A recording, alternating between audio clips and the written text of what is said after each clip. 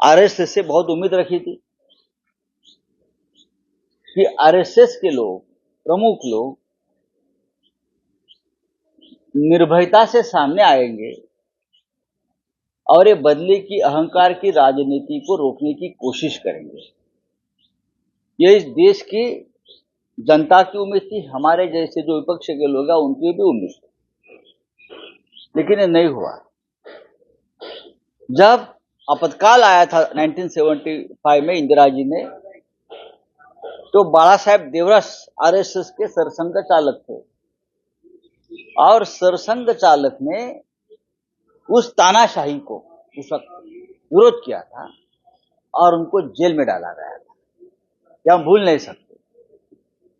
इस देश के लोकतंत्र बचाने में आरएसएस के कुछ नेताओं का हमेशा योगदान रहा है।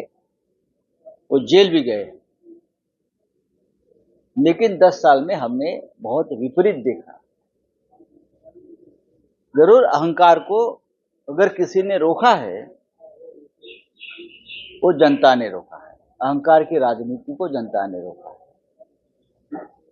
हमें यह अपेक्षा है आरएसएस से, आने वाले दिनों में आपका यही रुख रहेगा और जो सत्ता पर बैठा है अहंकार की शिरोमणि, आप उनको जल्दी ही उस सत्ता से दूर करने की कोशिश करेंगे।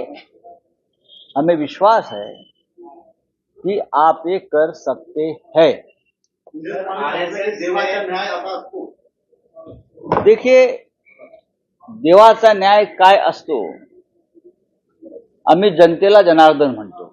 जनता जनार्दन यही भगवान है, यही लोकतंत्र का भगवान है, सब कुछ है। अगर आपने भगवान के सामने जो चोरी की है कुछ सीटों की, लगभग 30 से ज्यादा ऊपर सीटें ऐसी है जहां बीजेपी हार गई है। डरा धमकाकर इलेक्शन ऑफिसर को आपने उस पर विजय प्राप्त किया है। वो कोर्ट में मामला जाएगा। तो बीजेपी पूरी तरह से हार गई है। मोदी जी हार गए हैं, अमित शाह हार गए हैं, वाराणसी में नरेंद्र मोदी हार गए हैं और भगवान सब देख रहा है। आप अयोध्या हारे, आप चित्रकूट हारे, आप प्रभु श्री राम की भूमि नासिक में हारे, आप रामेश्वरम में हारे, आप रामटेक में हारे। जहां जहां प्रभु श्री राम का वास्तव्य रहा, वो सभी पवित्र भूमि पर अहंकार का पराभव हुआ है। रावण अहंकारी था, इसलिए प्रभु श्री राम ने रावण का पराभव किया, उनका वध किया। आज वही अहंकार राम के नाम पर चल रहा था, जनता ने अहंकार को रोक दिया है, पूरी तरह से पराजित नहीं हुआ है।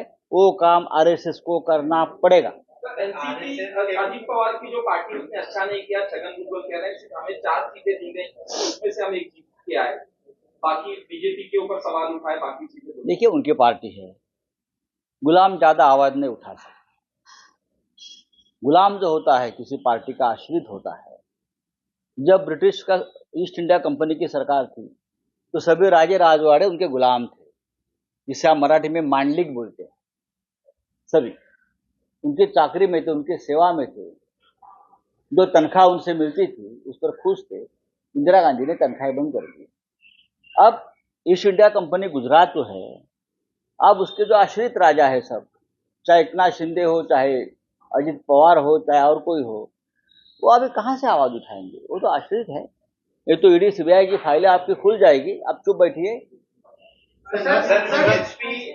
बीएसपी ने भी अब आरएसएस की तरह नाराजगी दिखाई है इन पर। ये कैसे हुए कि 10 करोड़ रुपए वक्फ बोर्ड को देने का जो फैसला लिया है सरकार ने, अगर वो पीछे नहीं देती है तो हम तीव्र आंदोलन करेंगे। कर लीजिए, आपको किसने रोका है?